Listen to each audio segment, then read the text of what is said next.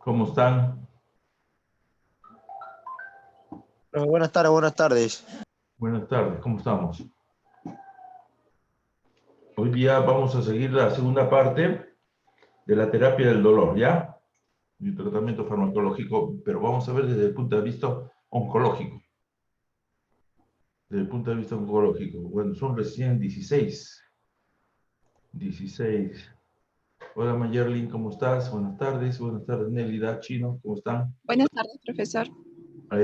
Vamos a esperar que ingresen los compañeros, ¿ya? 5 minutitos para que ingresen, para que poder tener a todos, ¿ya?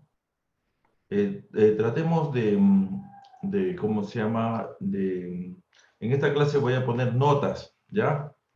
Así que voy a estar llamando a las personas que estén para que me resuelvan algunas preguntas que voy a hacer, ¿ya? Listo. Esperemos un ratito a sus compañeros.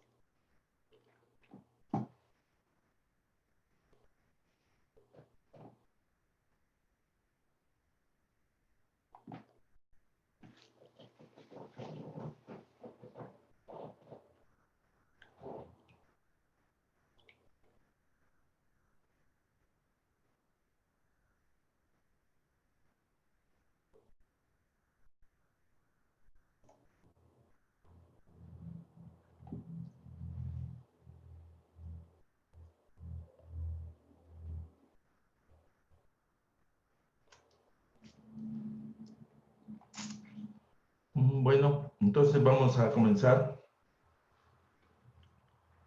Generalmente, el tratamiento de la enfermedad en la terapia del dolor y tratamiento farmacológico trae como consecuencia uno de los problemas muy álgidos en nuestro medio actualmente.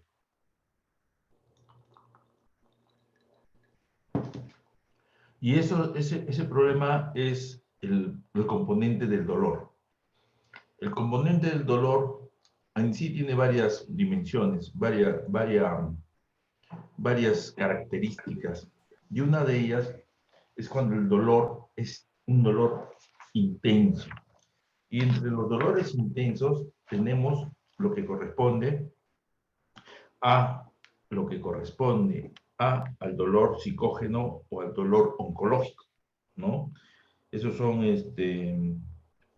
dolores que en sí van a producir en la persona una sensación de malestar muy intenso, muy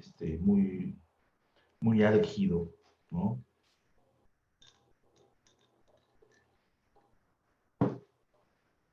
Y por lo tanto, hoy día lo vamos a mirar, ¿ya?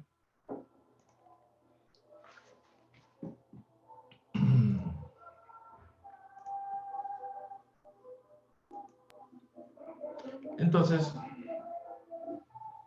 aquí una científica alemana, Cicely Saunders, que nació en 1918 y murió en 2005 como una anécdota de historia. Ella dijo unas palabras muy importantes ante los pacientes en su lecho de muerte, ¿no? Que era cuidar cuando no es posible curar. O sea, el paciente tenía que tener una vida más tranquila, teníamos que darle mayor empatía a esos dolores, empatía a esas angustias, empatía a todo lo que era ese problema álgido que era el dolor, ¿no? Entonces, nosotros teníamos que darle calidad de vida a las personas. Esa calidad de vida es uno de los proyectos que ahora en el mundo se está dando ante las personas que ya no tienen una cura, una posible cura, ¿no? Cuidar cuando no es posible curar. Entonces, a eso ya conlleva una definición de cuidados paliativos. El cuidado paliativo quiere decir cuidados de índole ya más un cuidado íntegro, un cuidado activo, un cuidado continuo, un cuidado total, ¿no? Tanto al paciente que está con este dolor, al paciente que está con esta patología y por ende a su familia que también sufre, ¿no? Entonces, el paciente y su familia son el componente de nuestro sistema de sanidad en donde nosotros tenemos que velar por ellos, darle el cuidado total, activo y continuado. Y generalmente no es por un solo médico, ¿no? No es por una sola enfermera, no es por una técnica, es generalmente por un equipo multiprofesional o multisistémico, ¿no? Entonces, cuando las expectativas de vida médica ya no es la curación, entonces tenemos los profesionales de nutrición, los profesionales del dolor, los profesionales de de familia, ¿no? Todos ellos ya llevan un multipropósito y este es este equipo multiprofesional que es el que da al paciente por su dolor y a la familia por su dolor también que tiene esa integridad de cuidado, ¿no? Entonces, si nosotros abarcamos todo, nosotros estamos en lo que se refiere aquí en atención primaria, en la parte de abajo, ¿no? Atención primaria, en la que nosotros captamos muchas veces a los pacientes, muchas veces a los familiares a través de los pacientes, y lo llevamos a unidad hospitalaria, ¿ya? A esa unidad hospitalaria, una vez que el paciente, el médico, diagnostica una patología crónica, una patología degenerativa, una patología neoplásica, entonces lo lleva al siguiente nivel, ¿no? La unidad de hospitalización. Y esta unidad de hospitalización, una vez que ha hecho todos los componentes, ha hecho toda la variabilidad farmacológica de tratamiento psicológico, de tratamiento físico, de tratamiento farmacológico. Entonces, una vez que hace y ya ve que no hay cura para esta persona, entonces lo envía otra vez a su domicilio.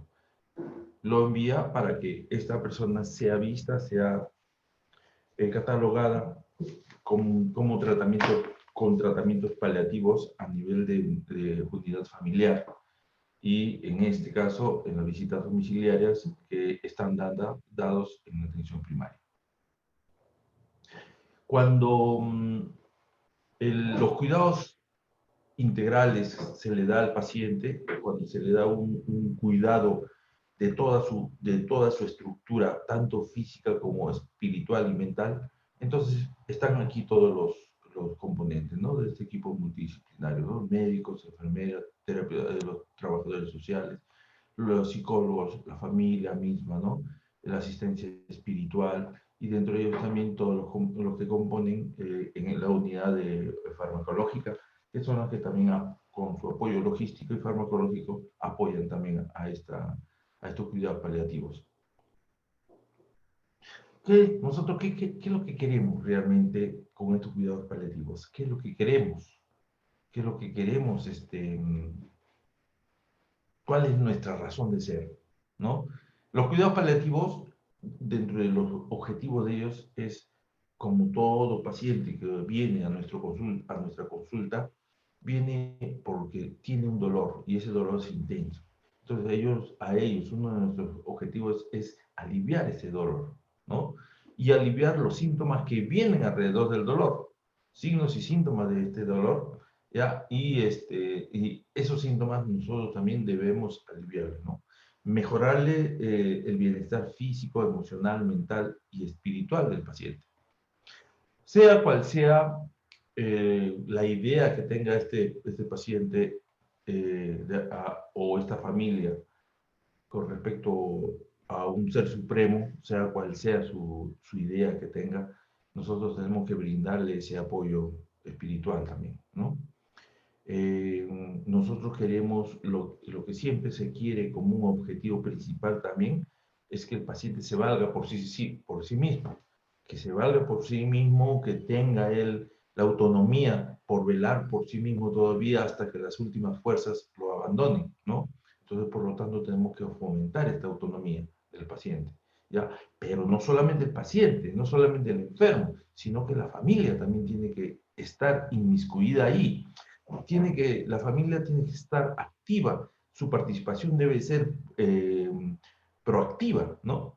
Entonces, pero para esto nosotros tenemos que velar tanto por el enfermo como por la familia y a la familia incluirla dentro de este sentimiento de dolor, hacerla sentir útil y se le da los recursos necesarios para hacer frente y controlar las situaciones difíciles que puede presentarse para este paciente.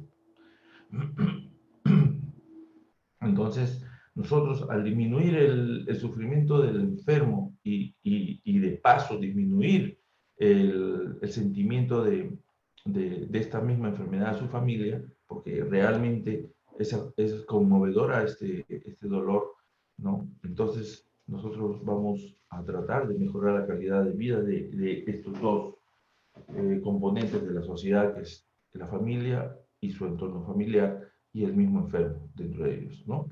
Entonces, ahora me acuerdo yo que cuando estaba yo trabajando en el hospital de Yanaguara, en Arequipa, en emergencia, me encontré con un paciente que tenía un cáncer terminal, pero él no sabía. Él solamente se ha enterado del cáncer terminal cuando preguntaba al médico tratante, le preguntaba, ¿no?, sobre su estado, qué es lo que tenía él, pero el médico no le quería decir nada, ¿no? Y entonces este paciente me acuerdo que nos decía, ¿saben qué, doctores? Yo lo único que quiero saber es que realmente si lo que yo tengo es un dolor de muerte o es una patología de muerte o es una enfermedad que me va a llevar a la muerte. ¿Por qué? Porque miren ustedes, nosotros los seres humanos, y él nos dijo eso, ¿no? Nosotros ni siquiera nos atrevimos a decirle algo, y él nos dice, ¿no? Miren ustedes, nosotros somos como las manos que tenemos los guantes, ¿no? Ese es, mientras tengamos los guantes, ¿no? En la mano nosotros nos movemos, hacemos, deshacemos, queremos lo que querramos hacer. Pero una vez que ya esos guantes ya no sirven, entonces lo que tenemos que hacer es retirarnos los guantes, los dos guantes, y tirarlo al tacho de basura. Ese es nuestro cuerpo, decía él. Los guantes que estamos es nuestro cuerpo. Y eso es lo que nosotros al final vamos a llegar. Entonces, este paciente nos dio una gran lección, ¿no? Y nos dijo que realmente él no temía a la muerte, pero sí tenía miedo de dejar todas las cosas inconclusas en la vida.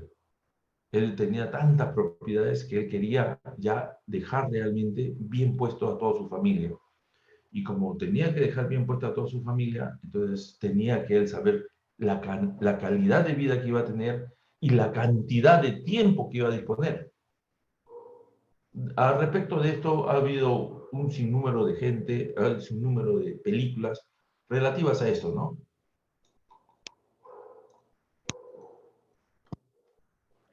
Un tiempo en donde la familia, el personaje, sufren los médicos hacen lo posible, al final no pueden hacer nada, ¿no? Y lo único que tenemos que hacer es darle calidad de vida a la persona, ¿no? La persona con calidad de vida, entonces esperar hasta el último día en que suspire y esperar a que se muera realmente, ¿no? Por lo tanto, nosotros lo que nosotros queremos y nosotros tenemos que tener es el apoyo a familiares, a los miembros de la familia, a los miembros de la familia de esta persona que tiene un cáncer durante la enfermedad y después de la muerte, incluso de la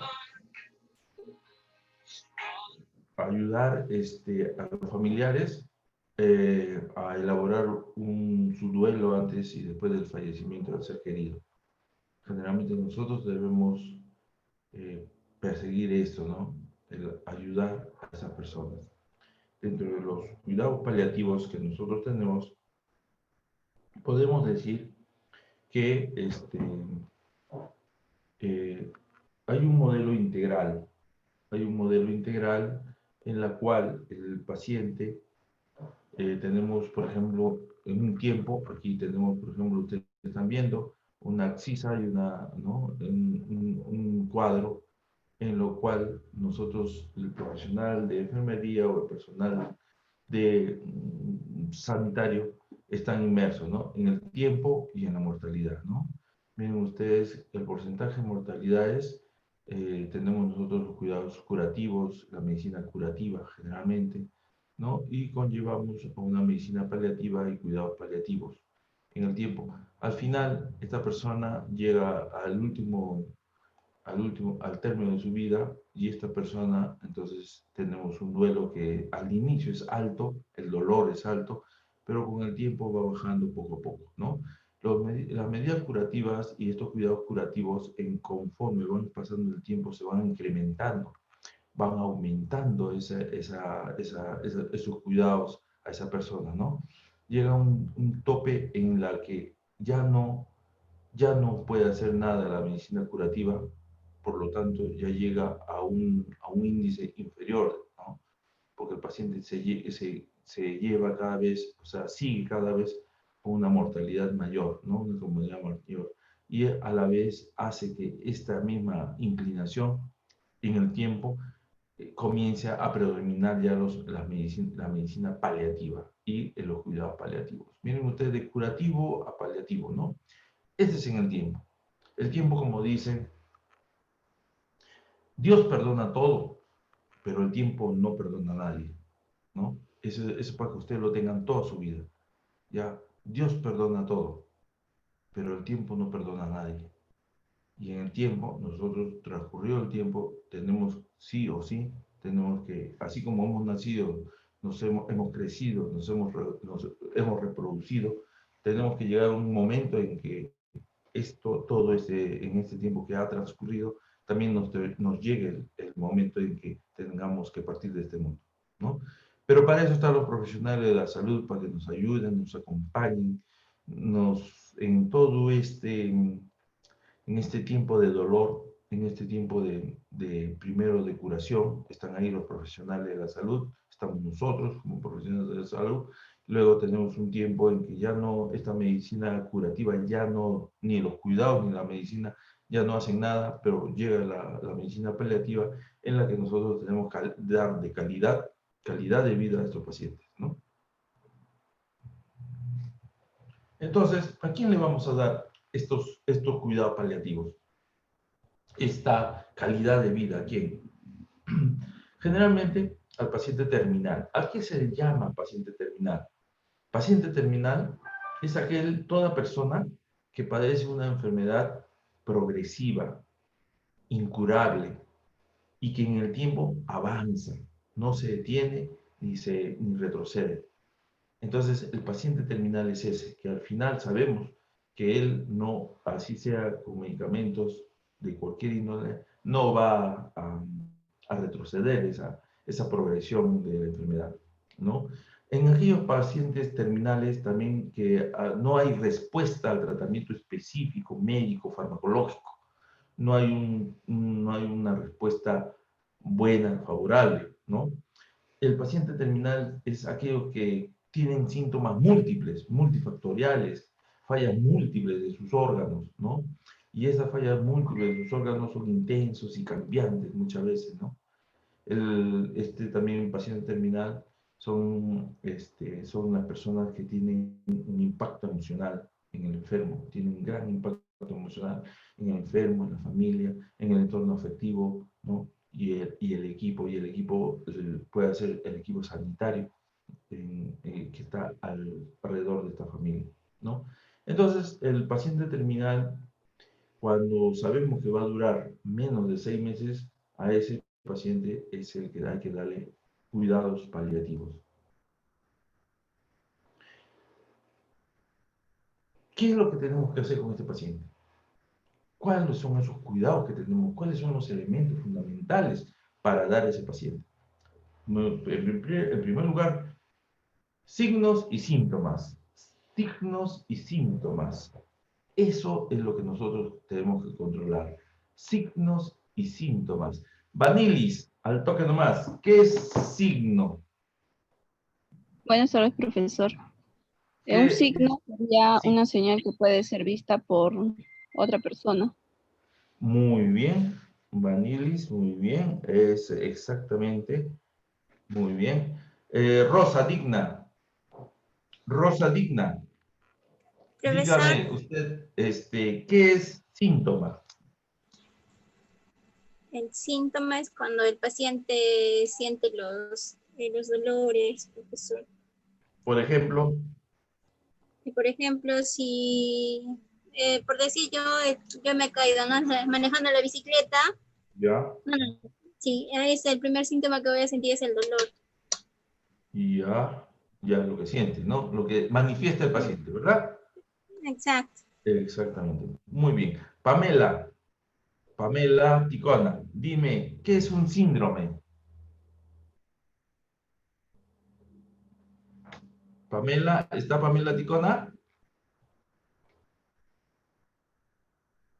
Pamela Ticona, A ver, sí, profesor, disculpe, no le escuché. ya, ahora sí me escuchas. ¿Qué es un Señores, síndrome? Cualquier tipo de síndrome en general ¿Qué es un síndrome? ¿Qué es síndrome? es un fenómeno que tiene una característica determinada, Una un problema característica. patológico Ujú. que Leslie tiene Abarca, varios síntomas. Leslie Abarca, Sí, profesor. Buenas dime, ¿qué es un tardes. síndrome? Eh, Es una enfermedad que se caracteriza por síntomas que manifiesta alguna causa conocida. Clelia Barca, ¿no? Lisette Domínguez. Sí. ¿Qué síndrome? ¿Está Lisette? Lisette, pasemos a la tercera. Entonces, Lisette está durmiendo, creo. ¿O ha puesto su esto nada más? Lisette Domínguez. No está. Ya. Débora Calla. Presente, profesor. Dime, ¿qué es un síndrome?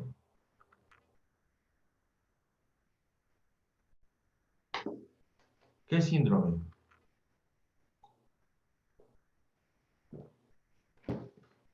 ¿Sabes o no sabes? Sí, profesor, a ver. ¿No sabes qué es síndrome? Mariluz Millones.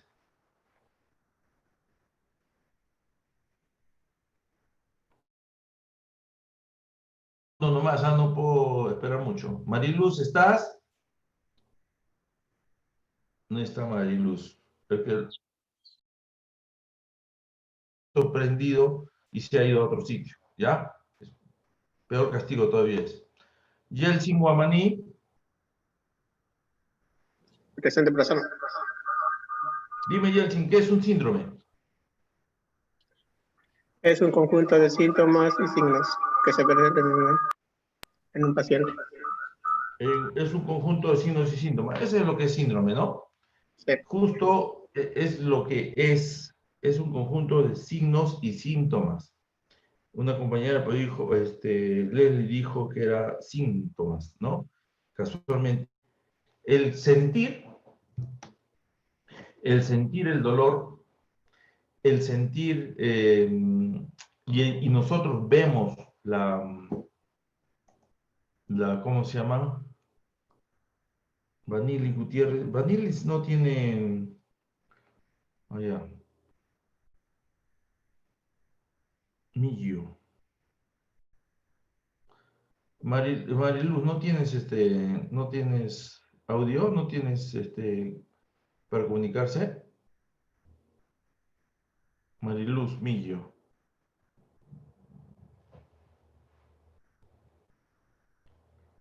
Mariluz, ¿no tiene cómo comunicarse?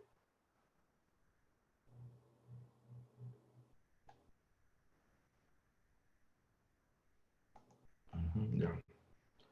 Entonces, eso es lo que era, ¿no? Signos y síntomas de cualquier patología, No es necesario ver una patología para decir que es un signo y síntoma. Y otra pregunta más. A ver, Catherine Zavala. ¿La fiebre es un signo, es un síntoma o es un síndrome? Catherine Zavala.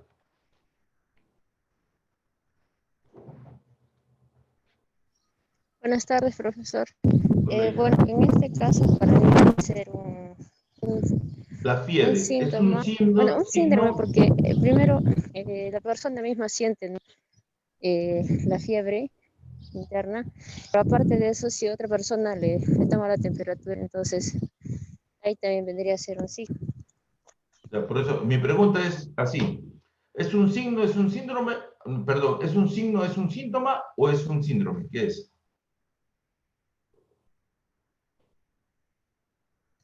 Un síndrome. Síndrome, muy bien. Tienes razón, es un síndrome, porque lo siente y nosotros lo vemos, como está el paciente chaposo, ¿no? Caliente, en mal estado. Entonces, realmente es eso, ¿no? Ya, sigamos. Así voy a interrumpir un poquito la clase para hacer una de estas preguntas, ¿ya? Entonces, los elementos fundamentales es el control de síntomas. O sea, el dolor en este caso es un síntoma, ¿no? El dolor, porque nosotros lo medimos el dolor, podemos poner en un aparato al paciente y ver que solamente es cuánto de dolor tiene. Profesor, para eso existen las escalas del dolor. Sí, hay unas escalas del dolor, hija. Pero si yo ahorita, mira, si yo ahorita yo te digo, señorita, estoy con un dolor, ahorita, yo te digo ahorita, en ese instante, me está doliendo la cabeza terriblemente. Tú me puedes decir, ah, sí, señor, le estoy mirando que está usted con un dolor de 10. Pues hay una escala de dolor. Pero esa escala de dolor, yo te lo digo, me está doliendo intensamente. Pero tú tienes un aparatito como la presión arterial, como el pulsoxímetro, para decirme, ¿cuánto de dolor tienes? No, no existe ningún aparato que pueda medir el dolor. No hay, pues, es que no hay. Porque el dolor es síntoma. Entonces, si tú vas a mi consultorio, tú ya estás trabajando en un hospital grande y vas yo te digo eso por experiencia, porque yo cuando estudiaba medicina trabajaba ya en el Seguro Social, en Yanaguara, y yo a veces tenía exámenes, y la doctora que me tocó a mí de jefa, que recién había venido, era egoísta, que no quería ayudarme, ¿no? Y estudiar medicina y trabajar era una cosa terrible. Ya no había tiempo. ¿Y qué hacía yo? Entonces, ¿qué hacía yo? Yo entraba al baño por emergencia, No, con esto no quiero decir que ustedes lo vayan a hacer, por favor, pero yo les digo, quiero hacerle una correlación en el tiempo, ¿no? Y yo fagocitaba aire. ¿Qué quiere decir fagocitar? Fagocitar, tragar, ¿no? Y se me hinchaba mi barriga. Se me hinchaba. Pero con mi barriga hinchada tampoco no podía decir nada, ¿no? Entonces, ay, entraba por emergencia, ay, con dolor abdominal, ¿no? Me duele la barriga, me duele la barriga. ¿Qué? Y, ojo, y llamaban o sea, y en emergencia me ponían en la cama, en la camilla.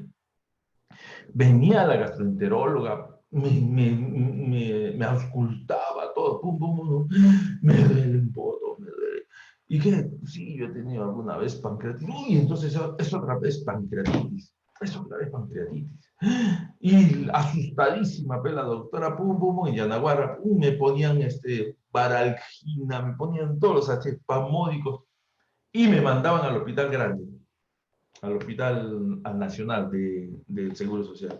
Y me mandaban ahí y me pusieron ahí y el doctor entraba y los internos, los residentes, 1, 2, 3, uy, mira, esto debe ser una pancreatitis, no, esto es una pancreatitis, ¿no? Entonces yo estaba ya rezando ya porque ya era la hora en que tenía que hacer mi práctica clínica. O sea, justo me tocaba con el doctor Arrarte con Grimes, que era un cardiovascular, y nos enseñaba cirugía.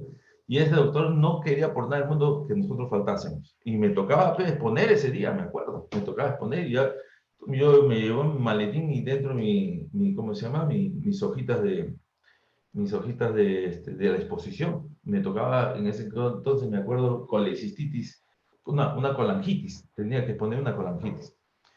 Entonces, miren todo lo que yo moví, todo el aparato que yo moví, ¿no? Desde Yanaguara, desde el especialista de Yanaguara hasta la especialidad de abdomen, cirugía abdominal del Nacional, porque yo les decía que sentía dolor y ellos no me podían medir el dolor, mas sí veían que yo me estaba revolcando. Pero yo me estaba revolcando pues porque quería dar mi exposición nada más y no quería faltar. Y como la doctora esa no quiso darme nunca permiso, tuve que hacer eso. Cuando llego yo a las 2 de la tarde ya, no, sí, a la 1, ya todo ese problema se resolvió en media hora, me mandaron al Nacional en media hora, 1:30 estuve ahí, me comenzaron a poner baralgina, antiespasmódico, baralgina, metamizol, pucha que después no podía ni hablar, se me pegaba la boca como chicle, porque ustedes saben que la baraquímena tiene ese problema de secar las mucosas, ¿no? Y no podía ya ni hablar porque se me pegaba la lengua a la boca. Y entonces cuando le pregunto a uno de los internos que estaba por ahí, ¿qué hora es? Ya van a ser las 3 de la tarde, me dice. Ya. ¿Sabe qué? Un gran servicio, ya, se me quitó el dolor ya. Sí, ya pasó. Sí, me tocaba todo. Sí, pues ya no hay dolor acá, no hay. No hay dolor, no hay dolor. No hay dolor. No hay dolor y no hay dolor. ¿Ve? Ya no hay dolor. Ah, ya, entonces ya, doctor, ya no hay dolor, ya. Ya, sí, le damos de alta, sí, ya, dale de alta, no. Ya me dieron de alta. Me dieron 2 días de descanso. Después llegó, por detrás llegó el administrador de ahí de la clínica de Yanaguara, buscándome, ¿no? Donde ya yo estaba en mis prácticas clínicas. Ya a las 3 en punto empecé mi exposición. Entonces, ¿por qué les digo yo eso? Pues les digo, no quiero que ustedes tengan estas cosas, no hagan estas cosas. Pero yo con lo único que yo quiero decirles es con esto, que el dolor no puedo medirlo. O sea, no puedo medir con un aparato el dolor. Ya, no puedo. Hay mucha gente que dice que cuando el dolor es tan intenso, tan intenso, tan intenso, nosotros le medimos la pupila y la pupila se acrecienta, o sea, midriasis, ¿no? Esa es la única forma que podríamos ver, porque yo nunca he visto, la verdad, que haya una midriasis en los dolores, ¿no? No he visto todo. Pero hay médicos científicos que dicen que cuando uno tiene un dolor intenso, la pupila se dilata, ¿no? Se dilata. La cuestión es que yo nunca lo he visto. Entonces, Catherine, la escala del dolor, hay escala del dolor, sí, pero nosotros lo medimos según lo que nos dice el paciente. No es como la temperatura yo lo mido con un termómetro. La presión yo lo mido como un esfigmomanómetro, ¿no? Pero el dolor no puedo medirlo. Solamente le doy esa escala según la manifestación del paciente. De 1 a 10, ¿cuánto de 10 es máximo dolor? Y 1 es doctor, me duele 7, perfecto. En la escala del dolor de 1 a 7 es moderado. Muy intenso no es.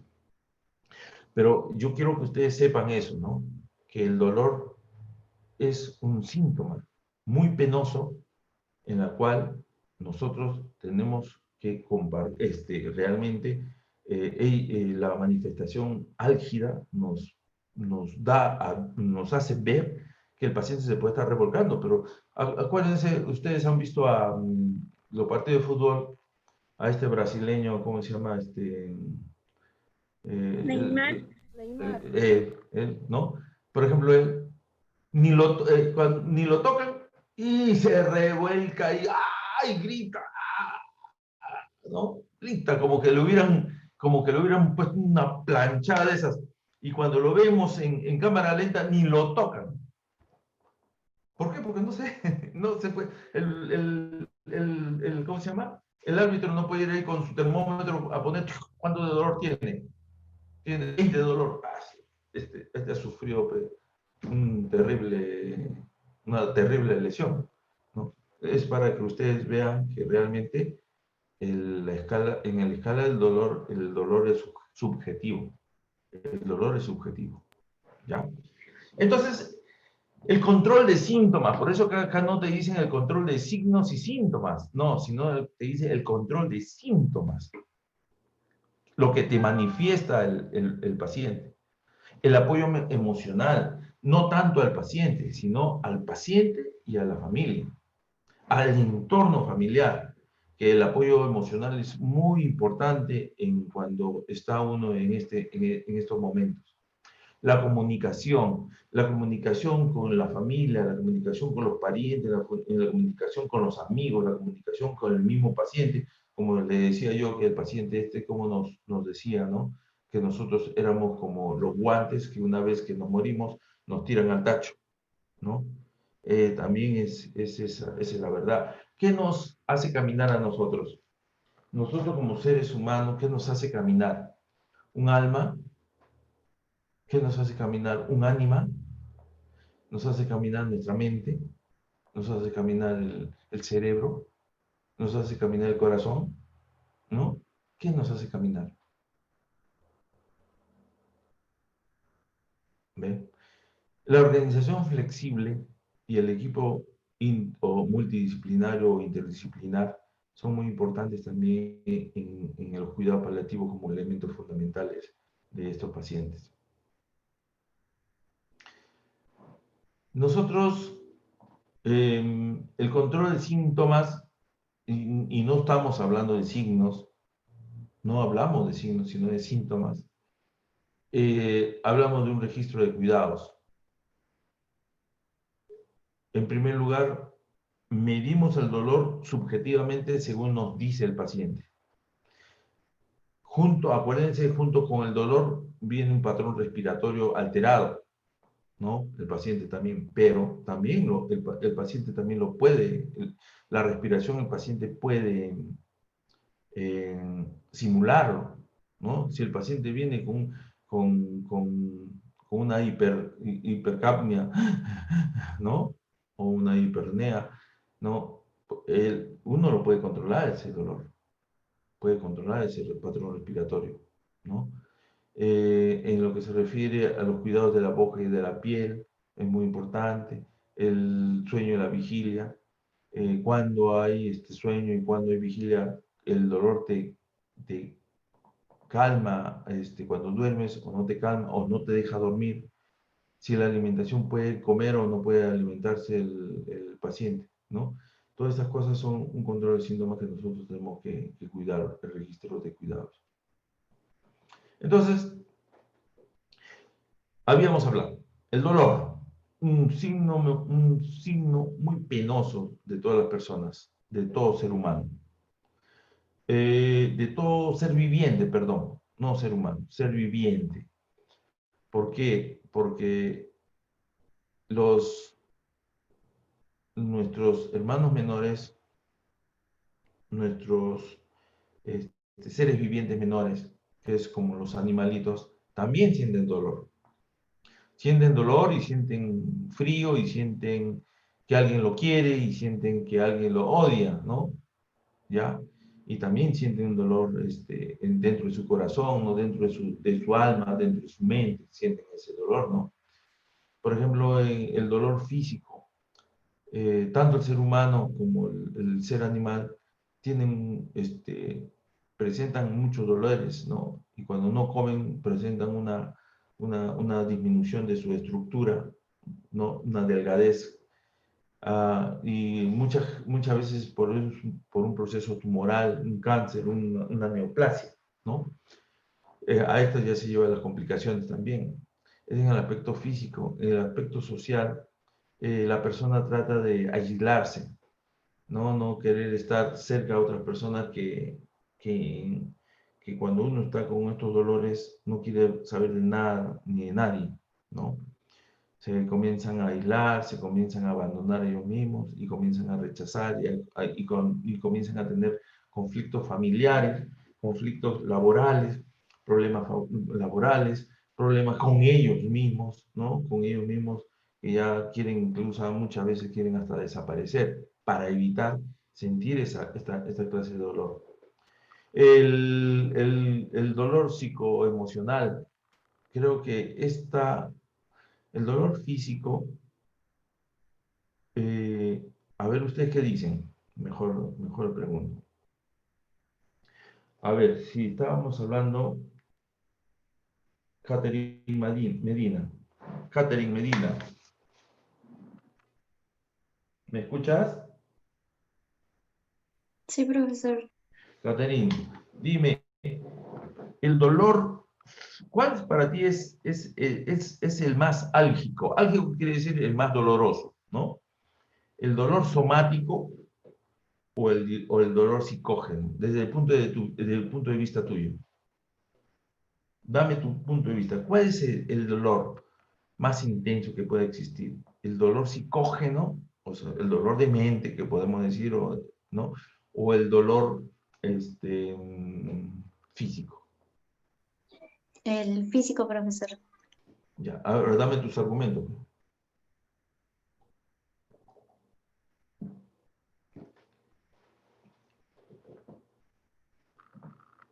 ¿Me puedes dar tus argumentos, Catherine?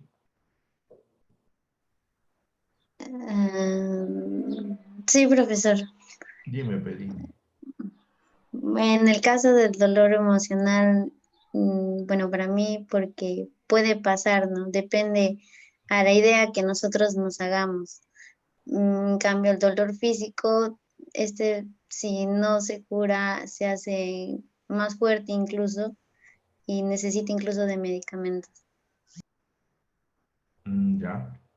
Tania, dime. Tania Guamaní. ¿Estás, Tania?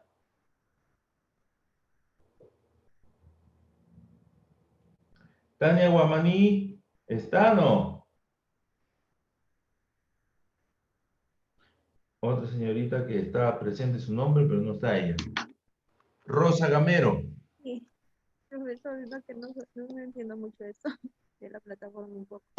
Sí, pero no estamos en la plataforma, estamos en Zoom. Tania. A la plataforma. Te has ido a almorzar un ratito y ya has regresado ya. No, es que estoy en mi trabajo también. Ya estás en tu trabajo ahorita. Sí.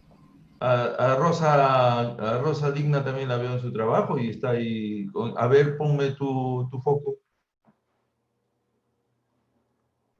Ponme tu video, a ver. ¿Dónde está tu trabajo? Ahí enséñame tu trabajo. A ver. Veo una pared nomás detrás. ¿Qué vendes? ¿Paredes? Sí, ¿Ah? pero mentiras. No, profesor, es que no me permiten activar mi cámara en mi trabajo ni que exponga. Por respeto, me dice. Si quieres, hazlo que no se note el lugar. Sí, pero no creo que falte ese respeto con 30 segundos que vayas a decirlo, ¿no? No creo. Ya si viene algún cliente, ya apaga nomás. ¿Ah? A ver, Claro. también está, Daniela también está ya con su cámara ahí, ¿no? ¿Ves? Ya, Tania. A ver, dime, Tania. ¿Cuál es para ti? Dame tu argumento. ¿El dolor psicógeno, psicosomático, el dolor psíquico o el dolor somático es el que más duele? ¿Cuál es el dolor para mí más intenso? Más intenso. Para mí, ¿El dolor físico o el dolor psicoemocional?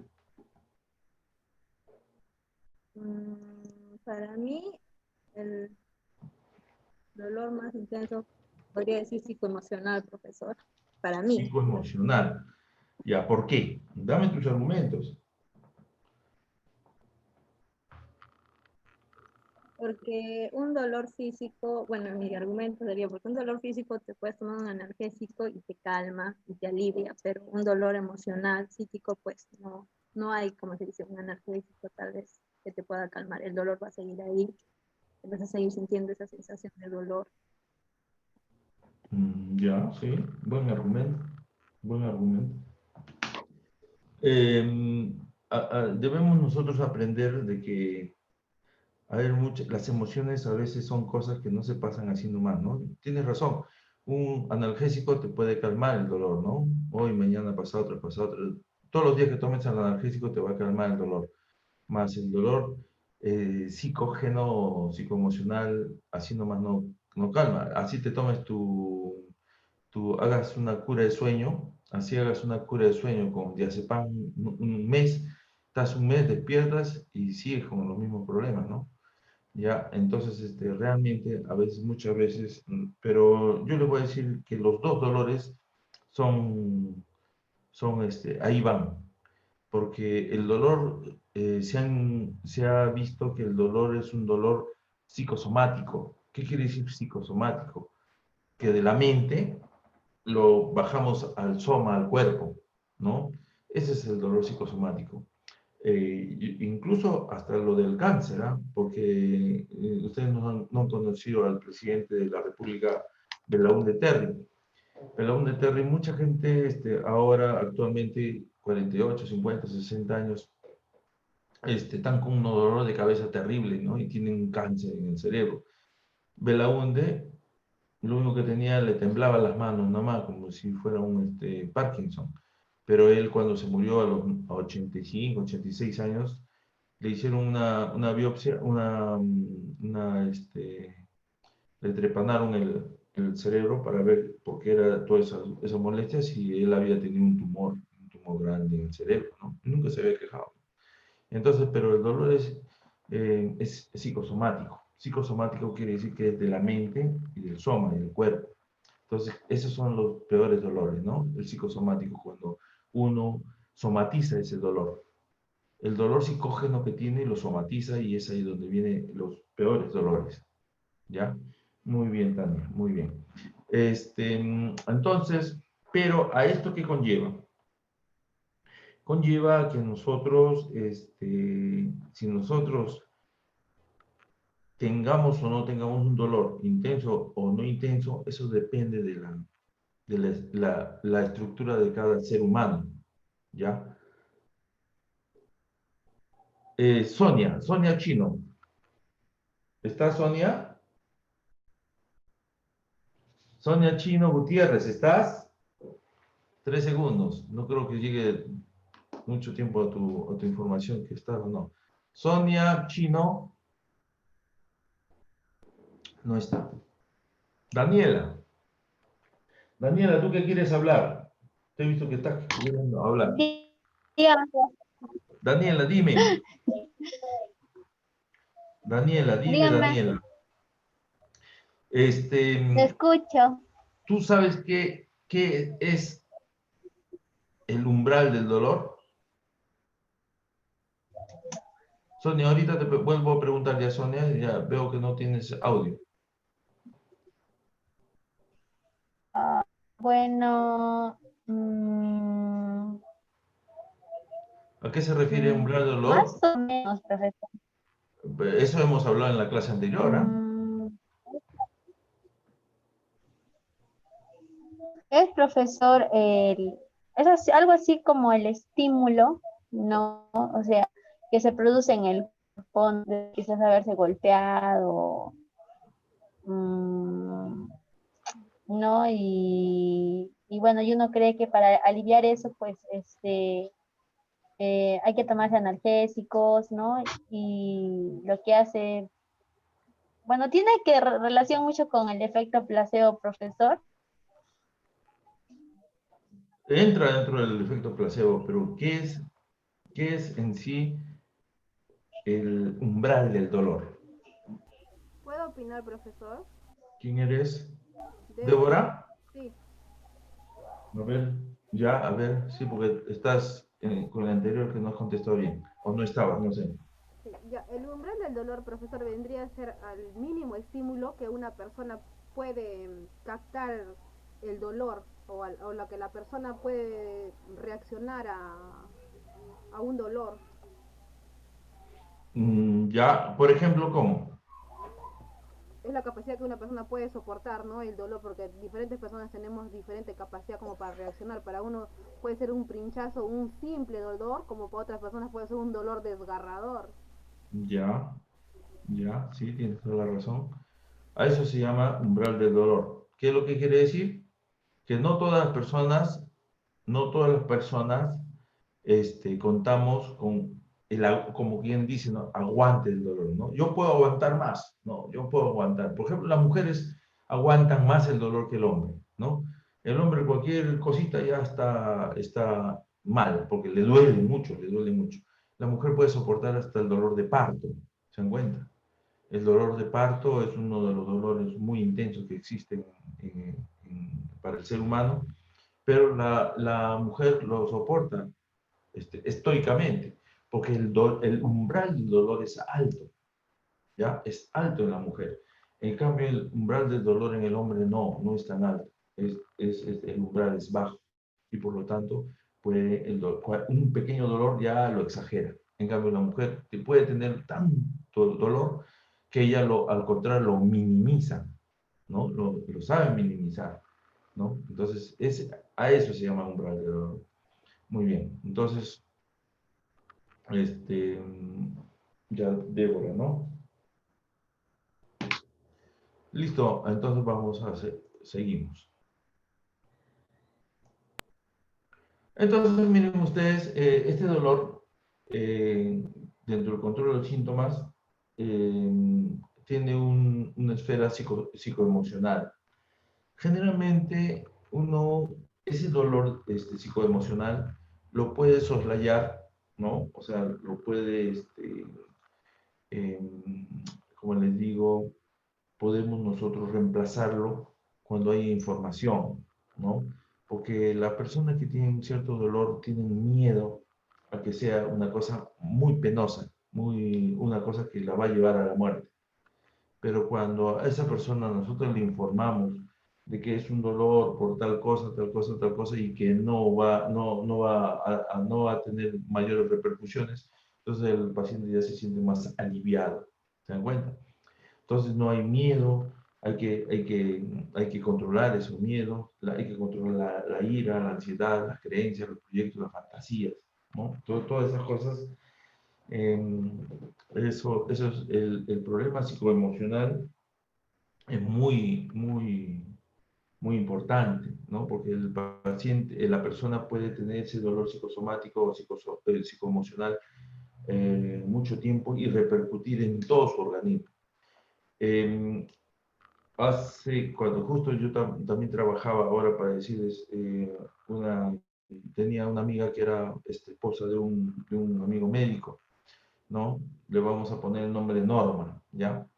Esta amiga mía era una morocha, alta, bien, tenía hacía mucho ejercicio y era muy atleta. Una vez la vi yo en emergencia en Yanaguara y nos encontramos, ¿no? Hola, Normita, Reinaldo, ¿cómo estás? ¿Qué tal? ¿Qué es por acá? Un poquito mal, he venido a hacerme. Ya, chao, nos vemos. Después de un mes, la volví a ver, después de un mes. A esa dama, buena moza, que hacía ejercicios, todo, le encontré un palo, creo que el palo era más grueso que ella, un palo de escoba. Mal. Y yo le decía, Norma, la vi, me dice, sí, Reinaldo. Ella era esposa de uno de mis colegas médicos de mi promoción. Normita, ¿qué ha pasado? Le digo, ¿qué tienes? ¿Por qué estás así? Ah, estoy mal, Reinaldo. ¿Qué ha pasado? Tengo SIDA, me dice. ¿SIDA? Sí, me han encontrado SIDA. ¿Y en dónde te han hecho eso? Aquí en emergencia. En emergencia, sí. En emergencia nosotros no diagnosticamos SIDA. Sí, pero el doctor, ¿y qué tenía? Diarrea, vómitos, diarrea. Y me encontró que tengo SIDA. Ah, sí. Sí, me dice. Ah, caracho. A ver, voy a buscar A ver, vamos, voy a buscar Pero no le digas nada al Alberto, por favor. ¿Y dónde está el Alberto? Está en Cajamarca. Ah, sí. No le vayas a decir nada, por favor. Pero ¿cómo así? Pues no sé, la verdad, no sé ni dónde me contagié. Bueno, yo busco su historia clínica que la había visto un mes antes, uno de mis colegas amigos en Yanaguara. Y en el diagnóstico era así, ¿no?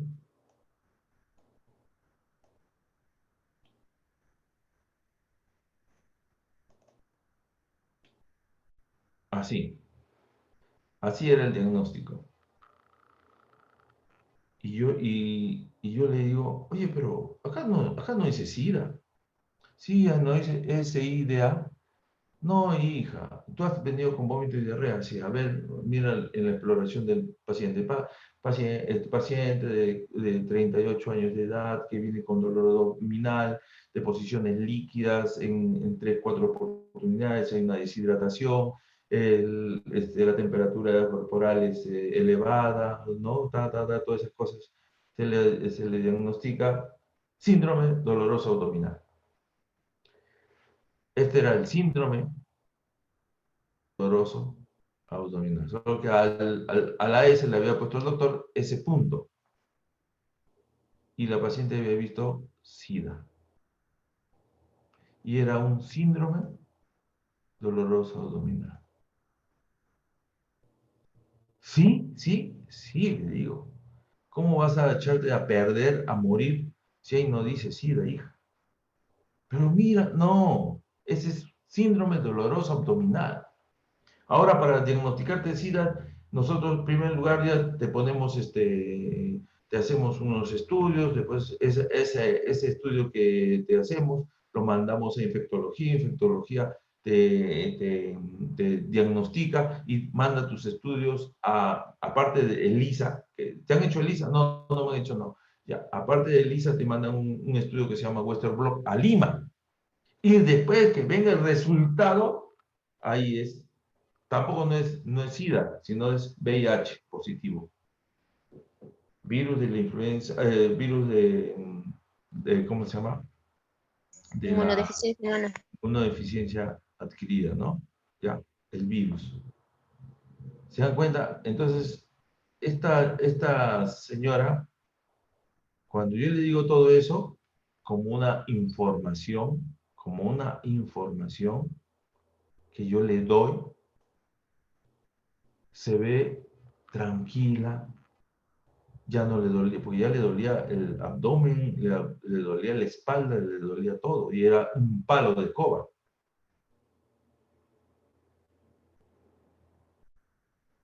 A la semana regresó, y regresó con buen semblante.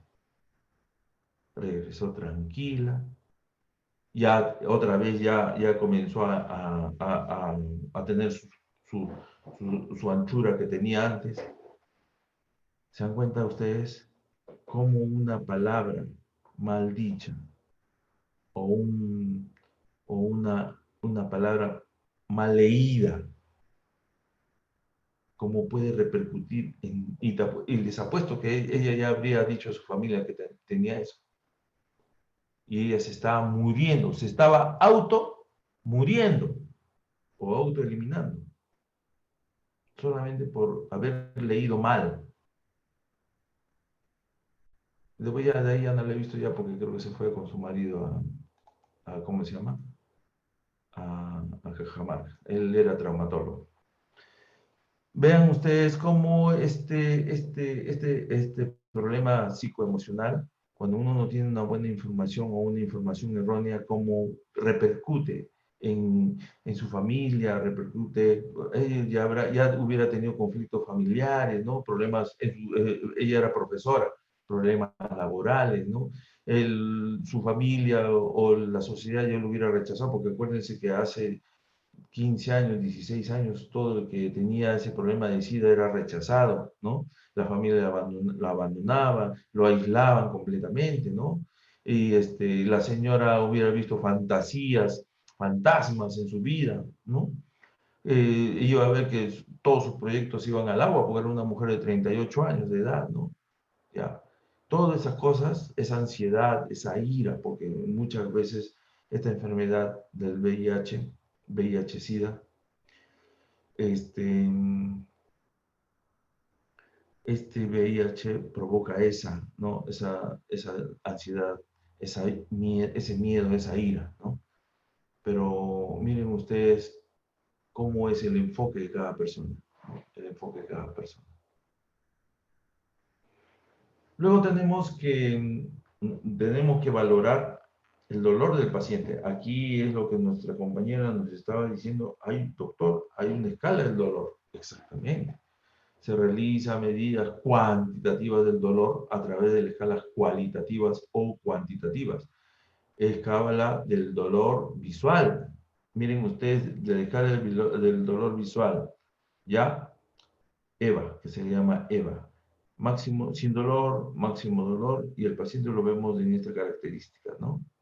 Contento,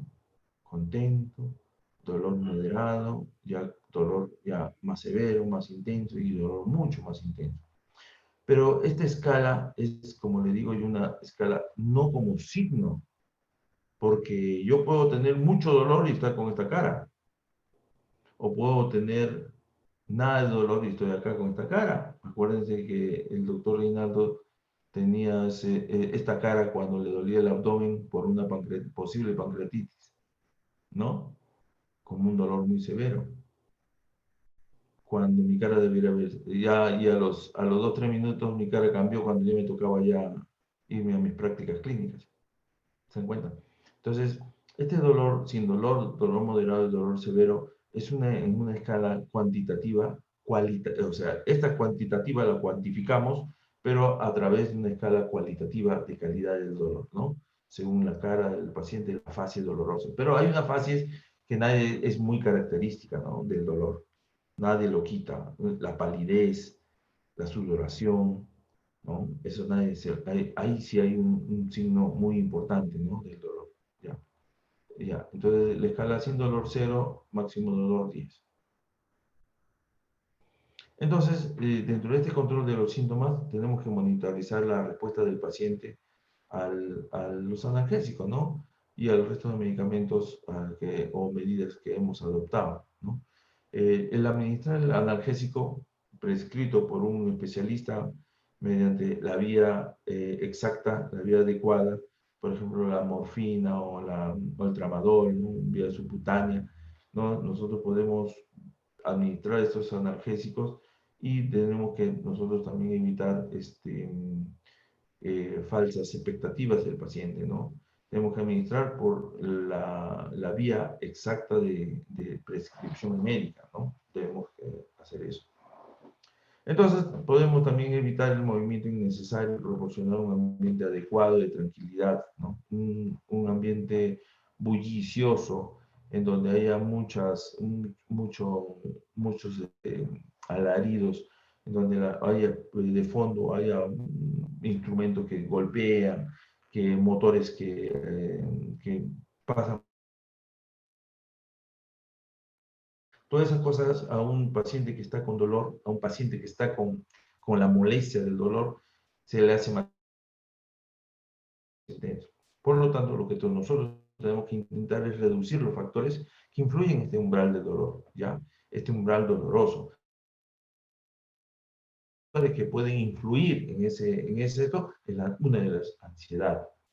Otra, como tengo mucha ansiedad, tengo muchas preocupaciones, no puedo dormir. Entonces, al no poder dormir, tengo un insomnio, puede ser que tenga depresión. Puede ser que esto se me acreciente por el miedo que tengo de tener algo. Puede ser que muchas veces todo esto conlleve a una tristeza y un cansancio y al final un aislamiento o un abandono social, ¿no?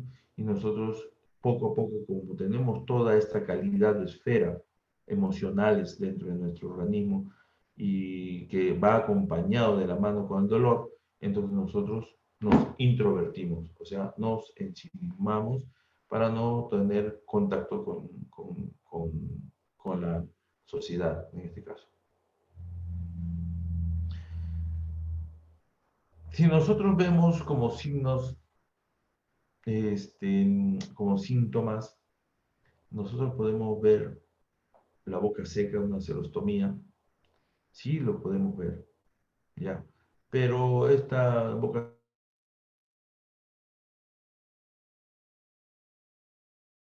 el tratamiento con anticolinérgicos o antimuscarínicos.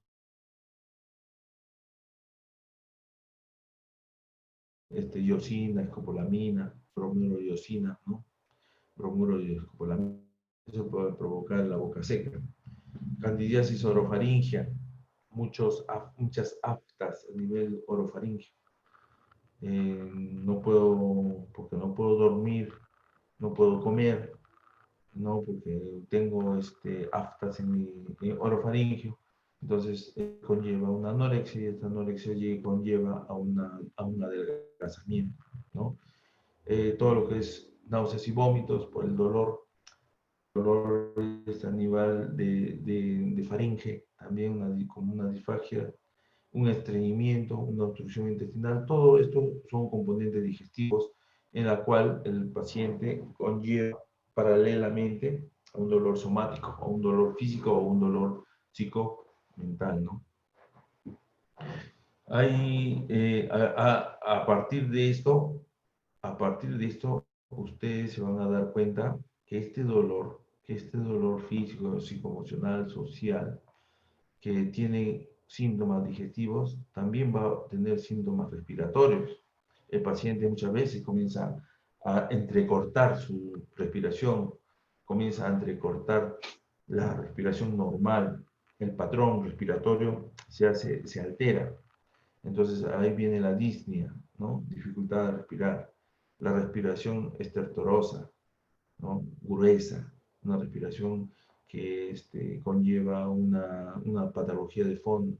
Y muchas veces a estos síntomas respiratorios se acomoda una hemoptisis. Se acomoda una hemoptisis. Entonces, nosotros, ¿por qué llevamos una hemoptisis de lado? ¿Por qué? Porque, bueno, eso es lo que quiero preguntarle mejor a Dora. Dora Choquecota. Dora, ¿estás? Dora. ¿Está Dora? No está Dora. Rosa Gamero. ¿Está Rosa Gamero? Sí, profesor. Rosita, dime una cosa. Estábamos hablando de ¿cómo se llama? De cómo era una hemoptisis.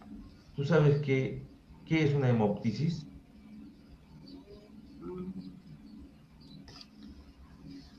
Una tos.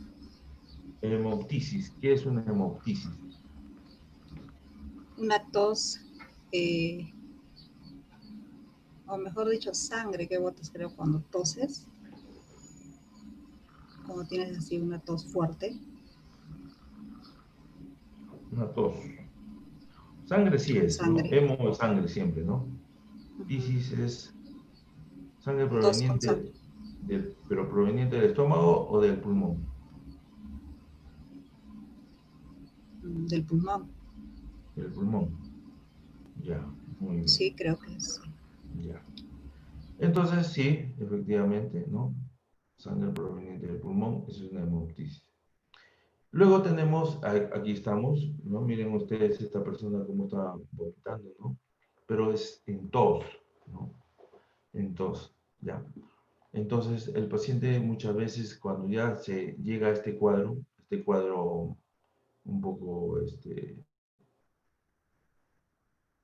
un poco ya agravante, porque el paciente que comienza a toser y comienza a botar sangre por la boca, con espuma, ojo, generalmente es con espuma. Este paciente generalmente uno ya lo ve como una cosa crítica, ¿no?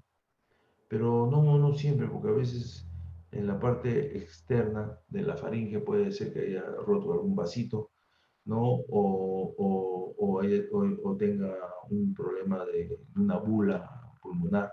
Todo lo que hay que hacer es informar al paciente y a la familia adecuadamente, ¿no? Tratar de transmitirle una tranquilidad y una eficacia al tratamiento, ¿no? Comprender sus dudas, solucionarles sus dudas, los temores, las inseguridades que es la que puede tener en ese momento, ¿no? Entonces, hacer una vigilancia estricta de todos de sus parámetros normales del paciente, ¿no? Y sobre todo darle un reposo absoluto al paciente colocando del lado sangrante, ¿no? Entonces, esto es evaluado por el médico y el médico da un tratamiento y la aplicación del tratamiento tiene que ser estrictamente a lo que diga el ¿no? Muchas veces la hemoptisis puede ser masiva, o sea, así como estamos viendo acá, es masiva. ¿Por qué? Porque hay muchos pacientes que tienen problemas, por ejemplo, de cirrosis. Una de las que provocan esto es tanto una TBC pulmonar como puede ser una cirrosis también, ¿no? Pero acá estamos hablando de hemoptisis, ¿no? Hemoptisis. La hemoptisis es generalmente de pulmón, pero también puede ser una hemorragia digestiva alta, ¿no? Y la hemorragia digestiva alta es a nivel de esófago, en donde el paciente puede tener una ruptura de un vaso sanguíneo acá, y comienza a vomitar. Ahí ya es vómito, ¿no? En la otra era esputo rojo, ¿no? Como esputo. Pero aquí, en esta hemorragia digestiva alta, que es de esófago generalmente, ya es otro problema, ¿no? Hay una hemoptisis, una hemorragia digestiva alta masiva también, ¿no? Ahora, pero claro, acá estamos hablando ahorita de una hemoptisis que es de pulmón. También puede ser, como le digo, un sangrado masivo, un sangrado terminal, en la que el paciente ya está en las últimas, ¿no? Está en las últimas, ¿ya? Para eso hay que estar con el paciente siempre. Hay que estar acompañándolo, hay que estar aconsejándolo de que hay que sedar al paciente, hay que comprender sus dudas, sus temores, sus inseguridades. Hay que hacer visitas frecuentes, generalmente, ¿no? Y sobre todo darle ese aspecto neuropsiquiátrico o neuropsicológico que es limitar su ansiedad, limitar su depresión, limitar su insomnio y limitar los trastornos mentales orgánicos que pueda tener, ¿ya? Entonces, si nosotros vemos un paciente ansioso, depresivo, entonces nosotros tenemos que darle la tranquilidad del caso, darle algunos fármacos si no puede dormir, algunos fármacos que hagan el dormir una especie de una dormida fisiológica. Porque hay medicamentos, por ejemplo, el diazepam. El diazepam es uno de los medicamentos que si ustedes toman, los hace dormir a la mala, a la fuerza los hace dormir el diazepam. Pero cuando se levantan de la dormida, es como si hubieran trabajado toda la noche. Como si hubieran trabajado toda la noche. Entonces, hay medicamentos que son más fisiológicos, ¿no? Como el bromazepam, como el alprazolam propiamente dicho, ¿no?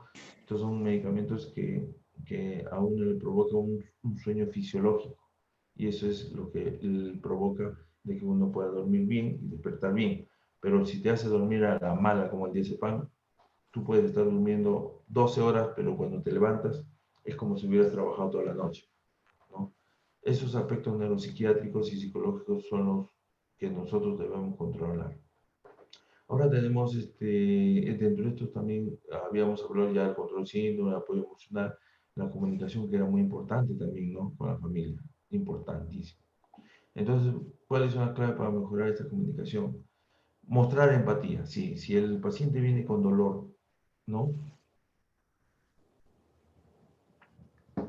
Nosotros tenemos que valorar ese dolor cualitativamente, ¿no? Y pasarlo a una valoración cuantitativa. O sea, el dolor moderado lo podemos pasar de 1 a 7, ¿no? 7. Pero tenemos que mostrar una empatía, ponernos en el zapato de la otra persona. Si la otra persona ya viene al hospital con dolor y nosotros no queremos atenderla, vamos a incrementar ese dolor, vamos a incrementar esa molestia, vamos a incrementar esa sensación horrible que tiene esa paciente porque le está doliendo. Entonces, nosotros tenemos que dar unos mensajes coherentes, ¿no? No hay que demostrar apuro, hay que demostrar al contrario un lenguaje claro, comprensible. Señora, vamos a hacer todo lo posible por usted, qué es lo que siente usted, desde cuándo lo siente, ¿no? ¿Ya? No, señor, no se preocupe usted, no le pasa nada, usted tranquila, tampoco no es eso, ¿no? Ya, nosotros debemos dar un mensaje coherente, eficiente, un mensaje en donde la paciente se sienta aliviada más que estresada, ¿ya? Porque exactamente, si nosotros expresamos libremente sus emociones, permitimos que ellas expresen libremente sus emociones, entonces habremos ganado mucho terreno en ese aspecto, ¿ya? Entonces, tenemos que nosotros escuchar muchas veces, incluso hasta sin interrumpir, por más que nosotros querramos interrumpir, ¿no? Frases cerradas, frases en las que nosotros hagamos ver que nuestra intención al estar junto a ella es ofrecerle una alternativa de alivio, ¿no? De empatía, ¿ya? Y si no podemos con ellos, tenemos que solucionarlo con otros profesionales que son más coherentes consigo mismos y que pueden tener mayor experiencia en ese aspecto y que nos puede ayudar tranquilamente. Entonces, la familia muchas veces no permite a los médicos o a las enfermeras o las técnicas o al profesional de salud, ya no le permite dar información importante, ¿no? Del paciente, al paciente de su enfermedad, ¿no? Y de su estado. Cuando el paciente lo está demandando realmente, él está pidiendo, ¿no? Entonces, hay una conspiración del silencio, ¿no? Esto es importante, nosotros tenemos que, la familia, sobre todo, nosotros hablar con la familia y decirle pues, cuál va a ser la estrategia conjuntamente con la familia para poder discutirla y para poder dar ese mensaje al paciente, dar ese mensaje de su estado, de su enfermedad, en qué estadio está, ¿no? Acuérdense que hay un dolor, pero ese dolor no hay que incrementarlo, no hay que provocar ese dolor moral innecesario. Tenemos que dar una información fidedigna, pero no desesperante, ¿ya? Generalmente la información, el paciente no quiere recibir una información verdadera, pero nosotros no le vamos a dar esa información que en el fondo no sea deseada por el paciente, pero sí podemos dar una información menos traumática. Por ejemplo, hace 6 meses se murió un amigo mío en Lima, menor, unos años, unos 40 años tenía el flaco, y se murió de un tumor pulmonar. Pensaban que era el virus del coronavirus, pero no era así, ¿no? Él tenía un tumor en el pulmón e incluso ya había sido desahuciado. La mamá, joven, 64, 65 años, ¿no? Coherente, todo, ella no sabía, los hijos le habían dicho de que era un problema pulmonar, pero que claramente se iba a sanar, pero no sabían cómo decirle realmente que el paciente iba a morir, ¿no? Entonces me recurrieron a mi persona y yo le dije, solamente díganle que ahorita su hijo está sufriendo mucho. El dolor que tiene es tan intenso que sufre mucho. Acuérdense ustedes que un padre, por más malo que sea, no va a querer que su hijo sufra, ¿no? Entonces, justo le dijeron eso a la mamá, ¿sabe qué?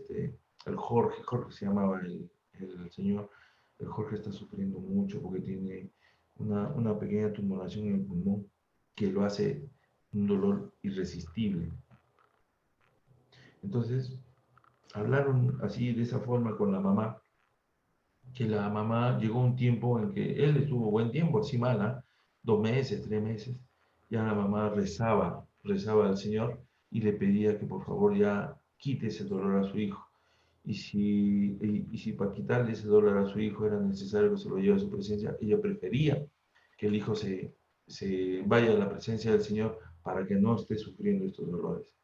Y efectivamente, pues no, ella ya condicionó su participación ahí pidiendo al Señor que se lo lleve a su hijo porque ella no quería verlo sufrir. Y realmente al final el chico murió, ¿no? Murió hace 2 meses más o menos, ¿no? Ya, pero la señora ya se sentía más aliviada.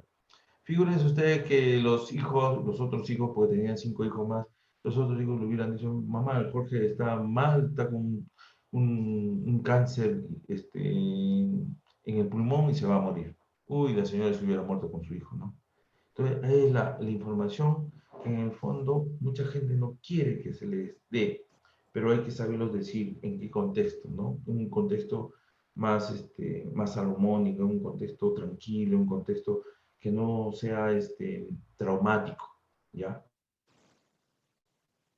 Eso es lo que se debe.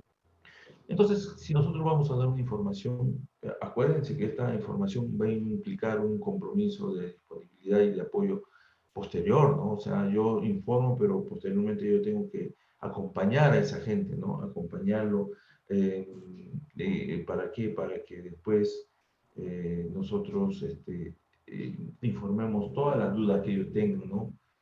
Ellos van a tener 100.000 dudas, ¿no? 100.000 preguntas sobre cómo se siente, qué le preocupa, cómo se le puede ayudar, y todas esas cosas nosotros tenemos que resolver, ya, al final. O sea, ese es acompañamiento, ¿no? Ese es un acompañamiento, ¿ya? Entonces, hacerle conocer que este paciente no va a ser nunca abandonado, ni nunca va a estar solo, que siempre vamos a estar con ellos, con él y con la familia, todo buen tiempo, ¿no? Hasta que las fuerzas lo abandonen o hasta que Dios decida llevarlo a su presencia, ¿no? El objetivo de los cuidados paliativos es hacer que la muerte, o sea, este proceso que es una muerte, sea fácil, sea llevadero, que sea una cosa real, ¿no? Hay que tener en cuenta que hay un término que se llama verdad soportable. Verdad clases? ¿Ya? ¿Ah? Yo acabo tu clase, pero mi celular. Además, ya, que se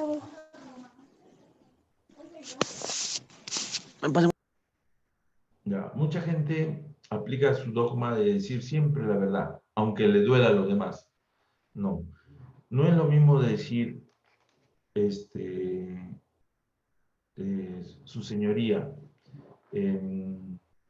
usted escoja, ¿no? Porque la señora, la reina, una de sus piernecitas es más corta y la señora escoja, ¿no?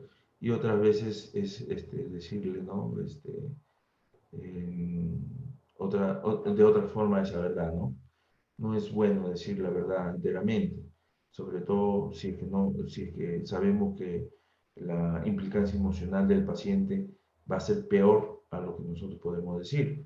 Pero generalmente nosotros, si nosotros vamos a tener que decir la verdad, no lo digamos crudamente, ni traumáticamente, sino poco a poco, ¿no? En la que el paciente se dé cuenta que realmente está ante una patología a la cual no va a soportar mucho tiempo, ¿no? No va a soportar mucho tiempo e incluso esa persona va a querer ya que se corte su vida muy rápidamente, como son las famosas eutanasias, ¿no? Que mucha gente quiere que le corten la vida, pero nadie le deja, ¿no? Nadie le deja.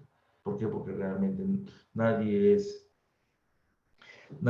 dueño absoluto de la vida, sino Dios, ¿no? Él es el único.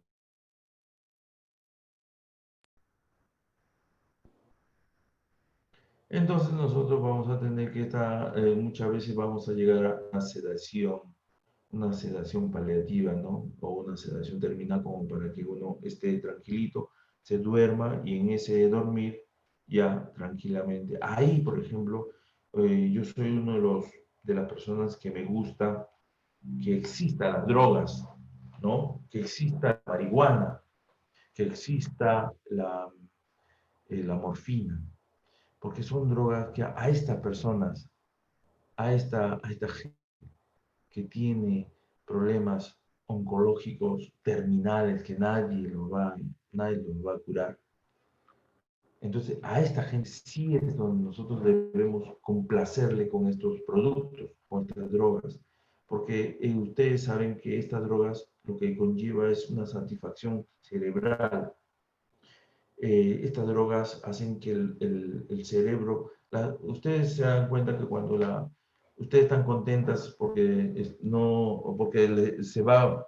se llevan muy bien con sus enamorados, ¿no? Con sus esposos se llevan muy bien y comienzan a hacer compras por aquí, compras por allá. ¿Qué satisfacción es esa? Esa misma satisfacción siente la persona cuando está drogada, ¿no?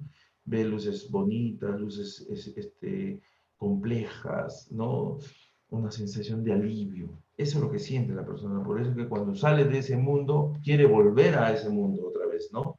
¿Ya? Entonces, cuando ya termina el producto de esa droga, entonces quiere volver a ser inmiscuido en esas ilusiones de la droga, ¿no? Por eso que ya, en cambio, para unos problemas éticos, morales, ya la sedación paliativa o terminal en los pacientes con cáncer terminal deben ser dados a ellos. Por lo tanto, mal hacen las autoridades de las drogas a veces quemarlas, cuando hay productos que pueden ayudar a estos pacientes terminales y que no es uno en el mundo, dos en el mundo, tres en el mundo, sino en todo en el mundo hay miles y miles de personas que en este momento, 4:33 minutos están muriendo. En este momento están llorando de dolor. En este momento están llorando completamente con la sensación frustrada de querer morirse. Y hay mucha gente con este problema que hasta se quita la vida porque no puede soportar esos dolores. ¿Se dan cuenta? Entonces, en este momento sí, la droga es ideal para estas personas, para sedarlas paliativamente o sedarlas terminalmente, ¿no? Y que mueran con una calidad de vida, de tranquilidad, de amor, de aprecio de su familia. Dentro de estos problemas éticos, ¿no? La sedación paliativa es la administración de fármacos, en este caso drogas, ¿no? ¿Ya? En la dosis y combinaciones requeridas para aliviar uno o más síntomas refractarios del paciente, o sea, síntomas que estén cada nada, se vuelven contra él, ¿no? Esos síntomas, esos dolores se vuelven, ¿no? Ya, generalmente el consentimiento de él o el consentimiento de su familia o tutor, ¿no? Puede ser una sedación continua, una sedación intermitente, una sedación superficial o una sedación profunda, ¿ya? Entonces, cuando ya el paciente ya está en agonía, ¿no? Ya el paciente ya está con un sufrimiento intenso, tanto desde el punto de vista psíquico como desde el punto de vista físico y un punto de vista psicológico. El paciente ya prevé, ya siente, ya sabe que la muerte está próxima, ¿no? Ya este paciente siente en su interior, en su profundidad, en su alma, en su cerebro, en su corazón, en su ego, ya siente que la vida se le escapa, que la vida se le va. Entonces, esta sedación terminal que se da en la agonía debe ser casualmente precisa, consentida, ¿ya? En donde ya esta sedación terminal se dé al paciente, como ya habíamos dicho, previo su consentimiento o consentimiento familiar, por escrito, se hace ahora en este tiempo, por escrito. Y así ya nosotros evitamos los problemas éticos, morales, ¿no? Que nos dicen que el paciente no le estamos quitando la vida, pero sí le estamos manejando esta vida, estamos manejando de la mejor manera posible, con calidad de vida, ¿no? Entonces el equipo terapéutico tiene que tener una formación profesional competente, especializada en estas clases de dolores, y no solamente un paciente, sino tiene que, no solamente un médico o un trabajador de salud, sino tiene que ser un conjunto, ¿no? Multidisciplinario o transdisciplinario, ¿no? Entonces, en el conjunto de consenso transdisciplinario o interdisciplinario, valorar realmente la decisión de una sedación, ¿no? De una sedación ante estos problemas terminales. Entonces, si nosotros hablamos de una sedación terminal, entonces nosotros podemos decir, ¿es una eutanasia? No, no es una eutanasia. La eutanasia tiene una intención, es que provocamos la muerte. En cambio, la sedación terminal no es provocar la muerte, al contrario, aliviar el sufrimiento intolerante. Si nosotros hay un paciente que grita y grita y grita y grita, y es un grito desgarrador por ese dolor que tiene, yo tranquilamente como médico y como trabajador de salud y de un equipo multidisciplinario, yo tranquilamente puedo aliviar ese sufrimiento. No le provoco la muerte, ojo, porque la muerte lo está llevando el tumor. El tumor lo está llevando a la muerte. Pero yo puedo aliviar ese sufrimiento, ¿no? Cuando hay una eutanasia, entonces se provoca la muerte. Es la intención de provocar la muerte. Un procedimiento dentro de la eutanasia es administrar fármacos letales, fármacos que maten al paciente. En cambio, cuando es una sedación terminal, se usa fármacos sedantes, fármacos que estimulen el sistema nervioso, que hagan que el sistema de endorfinas de nuestra... Cuando uno se enamora, las endorfinas comienzan a elevarse. Entonces viene la satisfacción, viene las ganas de estar con su pareja y todas esas cosas, ¿no? Ya, las endorfinas. Entonces, el uso de fármacos sedantes o que estimulen la endorfina para controlar esos síntomas de dolor son lo que se llaman sedación terminal. Y al final, la eutanasia, ¿cuál es el resultado final? La muerte. Si nosotros le provocamos la muerte al paciente, es una eutanasia. Pero cuando nosotros en la sedación terminal lo que hacemos es aliviar el sentimiento de dolor, aliviar ese sufrimiento, más no lo matamos, porque el que va a matarlo es el cáncer terminal que tiene. El cáncer lo va a matar. Pero si nosotros tenemos un paciente, un familiar, que ante esa sedación, ante ese dolor tan intenso, solamente cierre los ojitos y deje de respirar, habremos hecho bastante. Hemos aliviado ese sufrimiento. ¿Ya? Profesor, ¿y ese alivio del dolor que dice de la sedación terminal es temporal? Se acompaña al paciente terminal. Se acompaña al paciente terminal.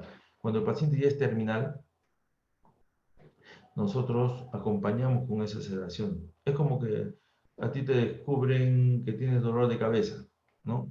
Y con el paracetamol te alivia el dolor de cabeza. Ya, podemos darte paracetamol. Sabemos que no es así, ¿no? Porque el dolor terminal de un cáncer es tan fuerte que cuanto más avanza es peor, ¿no? Pero cuando nosotros hacemos la sedación terminal en estos pacientes, es como un analgésico que le ponemos, ¿no? Este analgésico estimula los centros de satisfacción del cerebro, que el cerebro, por más que lo esté quemando, del cuello para abajo lo esté quemando, el cerebro siente satisfacción. ¿Se dan cuenta? Eso es lo que nosotros queremos en este momento, ¿no? No es el hecho, como dice esto, no es el hecho de la muerte y su espantosa frecuencia estadística, sino la certidumbre de la muerte. O sea, sabemos que tenemos que morir, ¿no? Sabemos que nuestro destino propio es la muerte, ¿no? Y todos los que están a nuestros alrededores, de aquí a unos 40, 50 años, muchos de ustedes no estarán acá, muchos sí estarán, pero estarán conocidos o desconocidos, a los que hemos odiado, a los que hemos querido, ¿no? Pero vamos al hecho de que sabemos que nuestro destino final es esa, la muerte. Entonces lo que nosotros queremos que con esta clase que nosotros tenemos es que cuando ustedes estén en la presencia de un paciente terminal, denle todo. Denle amor espiritual, denle amor de sentimiento, que ustedes lo comprenden, que ustedes saben el sufrimiento que está sintiendo esta persona, ¿no? Y saben que ustedes darían todo lo posible porque esta persona no sintiera ese dolor, ¿ya? Entonces, esto realmente es una certeza universal que todo el mundo hoy día está viviendo, pero de aquí a 10, 15, 20 años ya no vamos a estar. Pero peores son los que están limitados en el tiempo. Acuérdense, el cáncer y el tiempo, ¿no? En el cáncer del tiempo es muy limitado su tiempo a las personas que se les diagnostica cáncer. Es muy limitado su tiempo. No pueden decir ellos de aquí a 10 años, ¿no? Porque está limitado por ese cáncer. Entonces, a todo esto, lo que yo quiero, vamos a hacer un trabajo de investigación, chicos. El trabajo de investigación va a ser un trabajo de investigación sobre cáncer, ¿ya? Ese va a ser su segundo examen, hijos. Segundo examen es el trabajo de investigación sobre cáncer y su tratamiento. Cáncer en general, ¿ya? Y tratamiento farmacológico. Hemos visto ya desde el punto de vista ético, desde el punto de vista del dolor. Pero yo quiero ahora que el trabajo de investigación que ustedes realizan es un trabajo de investigación ya de cáncer, ¿ya? Y su tratamiento farmacológico. Clases de cáncer, hagámoslo en 4 hojas. ¿Ya? En 4 hojas. Puede ser a mano, puede ser ¿cómo se llama? Por Excel o Word, ¿no? No limito yo ese trabajo. Pero eso sí, bien presentable. Y si van a hacer a mano, tiene que estar también bien, ¿cómo se llama? Que se pueda leer, ¿ya? Entonces, ese va a ser su segunda nota de examen. La tercera nota de examen ya sabemos que tenemos un cronograma, ¿no? Ya esta semana que viene ya es Navidad y justo nosotros ya no tenemos clases, ya esta es nuestra última clase. La siguiente también es ¿cómo se llama?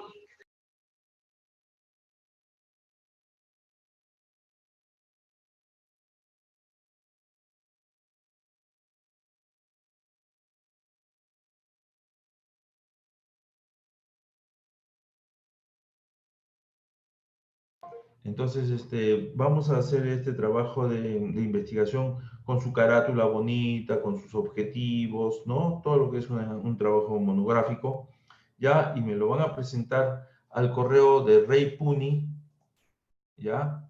Acá lo estoy poniendo, Rey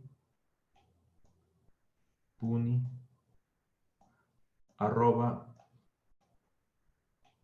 @gmail, ¿ya? Profesor, al WhatsApp del grupo lo puede mandar. Ya, le voy a mandar eso, pero un favorcito, me lo mandan a este correo porque mi WhatsApp está recontra lleno, ya ni puedo leerlo ya. ¿Ya? Entonces, en este momento lo voy a esperar, ¿sí? Mejor de una vez lo mandamos, ¿ya? Profesor, ¿Hasta cuándo? Profesor, ¿cuándo vamos a enviar este trabajo, por favor? Hoy día lo voy a esperar hasta el día domingo, ¿ya? Ya. Todo el domingo, hasta las 12 de la noche. Hasta las 12 de la noche, no importa. ¿Para este domingo? No querrás para el próximo domingo. No, hagamos una cosa más salomónica. Sí, por favor. Hasta un día, escúchame, hasta un día antes de Navidad. ¿Sí? Profesor, hasta el 24. ¿Ah? Hasta el día 24 fue un día. Ya. Profesor, ¿podría repetir de nuevo la tarea? ¿Cómo? ¿Podría repetir de nuevo la tarea? Es sobre cáncer, trabajo de investigación de cáncer y su tratamiento farmacológico. Es una monografía, ¿verdad? Monografía. Ya, profesor. ¿Ya? Justo les estoy mandando en Gmail. Bueno, en este correíto yo tengo bastante espacio, así que puedo corregir lo de ustedes, ¿ya? Ya se les he pasado el correo. reypune@gmail.com. Este es trabajo de investigación. Acá también lo voy a poner. Cáncer. Clases de cáncer y tratamiento farmacológico, ¿ya? Solo 4 hojas, ¿verdad, profesor? Sí. Profesor, ¿ese trabajo va a ser como el examen de esta fase? Este es el segundo examen. El trabajo, ¿no?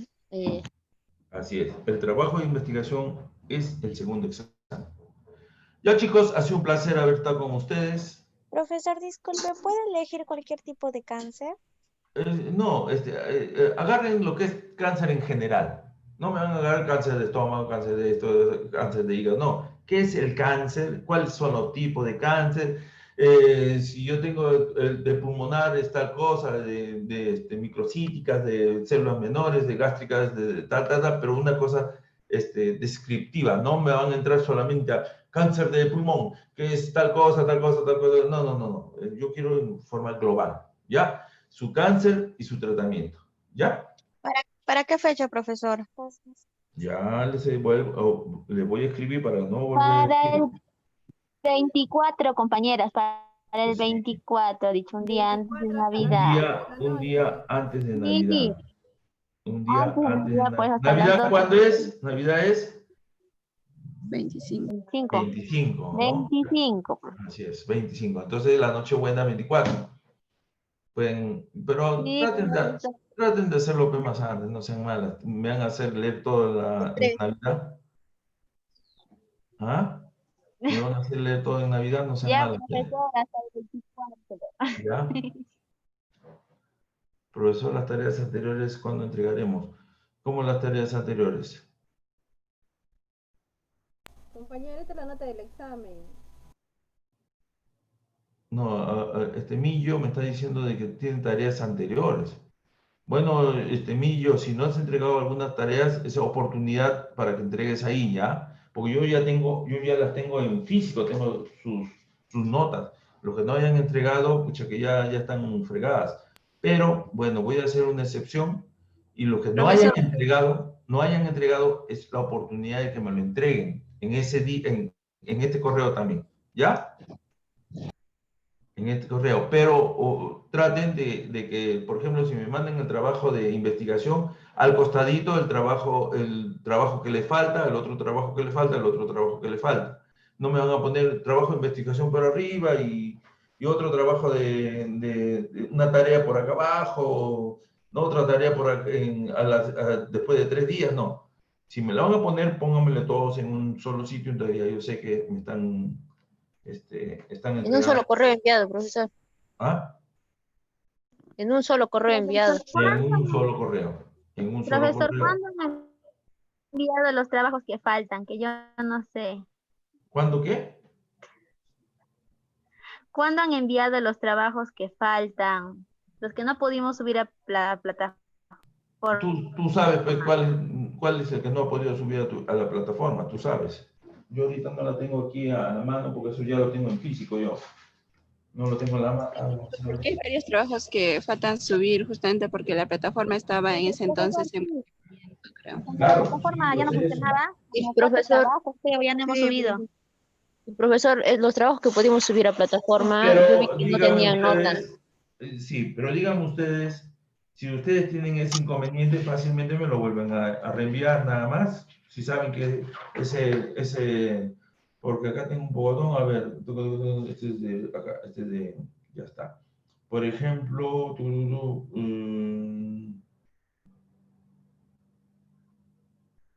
por ejemplo, acá hay bastantes personas que no me han mandado. Por ejemplo, Miriam y Kise no han mandado la quinta a la sexta tarea. Pero ya tendría que decir uno por uno, Dios mío. No, ¿cuáles son las tareas, profesor?